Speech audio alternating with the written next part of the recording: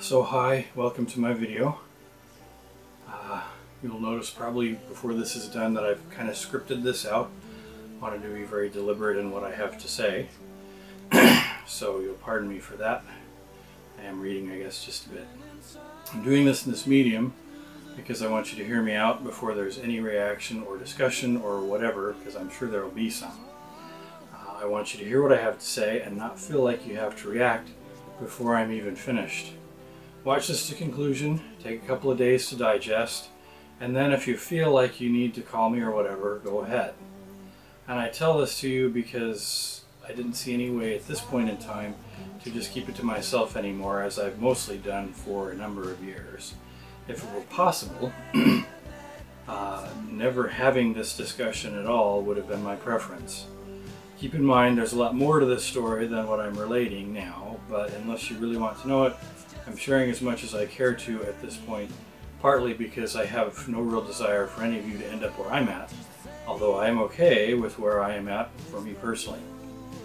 But it's certainly nothing I never would have expected a number of years ago. Where I am at may not be your path, and I am sure you probably don't want it to be. To get to the chase, where I am at this point is at a point of disbelief in the LDS Church's truth claims, or at least a place of serious doubt about the Church's proclaimed narrative. All the talk about faith crises that you hear about these days, well, I've had one of those, and it started years ago. I kept attending for years though, both in trying to sort it all out for myself and as sort of a Pascal's wager kind of proposition. But I am at a place right now where I really don't feel like I belong in the LDS Church anymore, in spite of all the good that can sometimes be found there. My sense of not belonging comes in large part from all the seeming uneasiness I create at church anytime I say something that deviates from the correlated narrative. Most of the time my mouth is just shut, but sometimes I can't help myself.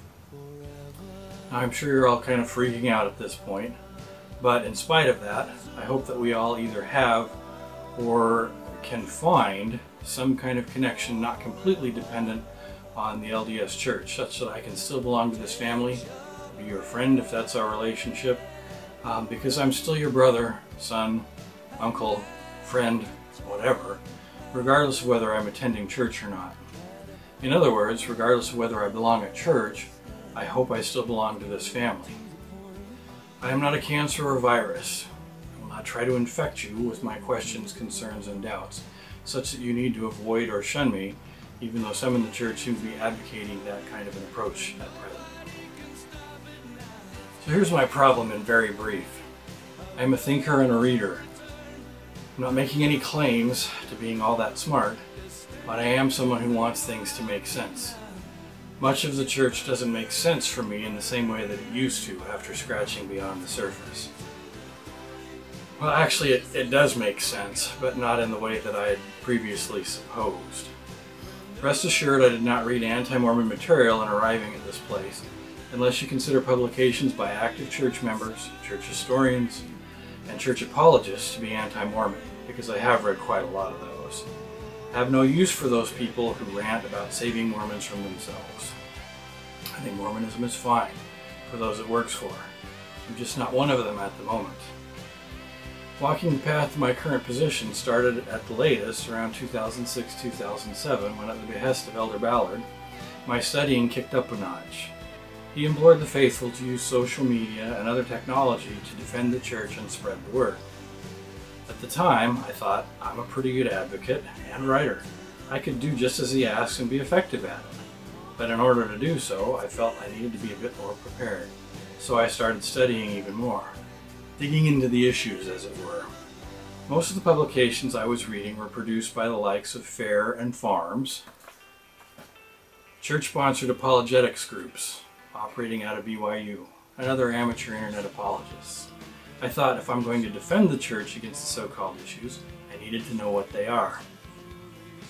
Again, no anti-Mormon materials in the mix in digging into the issues. But in digging into the issues, I expected to find that these issues were a bunch of trumped-up half-truth, mischaracterizations, and outright BS. What I discovered instead, from church member apologists and historians, is that the issues have bones, and the apologist's attempts to explain them all away are, to me, mostly lacking in logic, merit, and sincerity. My reactions to the apologist's answers was, "This is the best we can do." Unfortunately, it seems like it is. We do not discuss the issues at church. If we do, people look at us like we are purple and have antennae sprouting from our heads. I ascribe my prior ignorance of the issues to church correlation.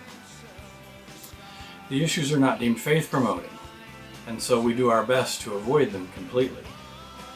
Elder Packer is even on record as saying some things that are true are not very useful. That statement is representative to me of how the church controls the narrative. So much so that around the same time as I started studying more, the church issued an edict that teachers in the church must limit their lessons and preparing them only to the provided manual. Well, I had never done that before, and I wondered why that was necessary when we're taught to seek learning out of the best books and sources regardless of authorship. I do not want to go into the issues here, but if you want a sampling of some of them, you can go to the LDS Gospel Library app on your phone, open the church history icon, then the gospel topics icon. In that spot, you'll find recently published church essays that address, after a fashion, some of the issues. The church has published these essays as its answers to some of the issues because addressing them seems to have become unavoidable in the information age.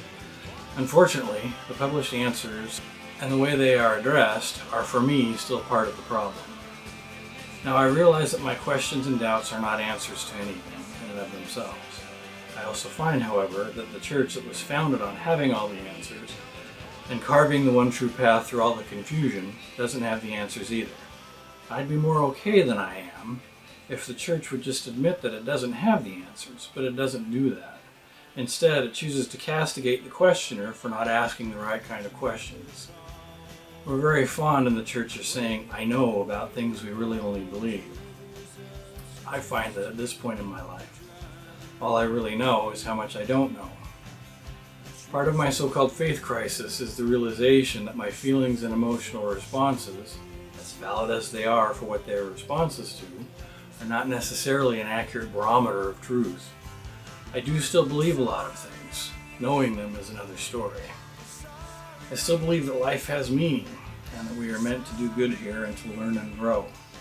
I have a hard time believing, however, that the LDS Church's path for life is the only one that's acceptable to our Creator. I'm not going to church because I want to sin or because I've been offended or because of all the usual excuses. That's not what this is about. I'm still trying as much as I ever did as an active Mormon to be a good person. But I've discovered that you truly can be a good person without being an active Mormon, or without even being a Mormon at all. The reason I feel I no longer belong in the LDS Church lies primarily in the LDS absolutist view, an extremely tightly controlled narrative of truth. Having to control and circumscribe truth doesn't sit well with me, but as I said before, I truly hope that my changing views do not mean that I do not belong in our very Mormon family, or if you're a friend watching this, that I'm no longer your friend. I love you all. I think about and even pray for you all regularly. My guess is that what I have said here will engender many prayers from you all on my behalf, and that is fine. But if you were to pray for me in a way that I would wish, you would simply pray for me and mine to be happy and at peace. I wish the same for all of you.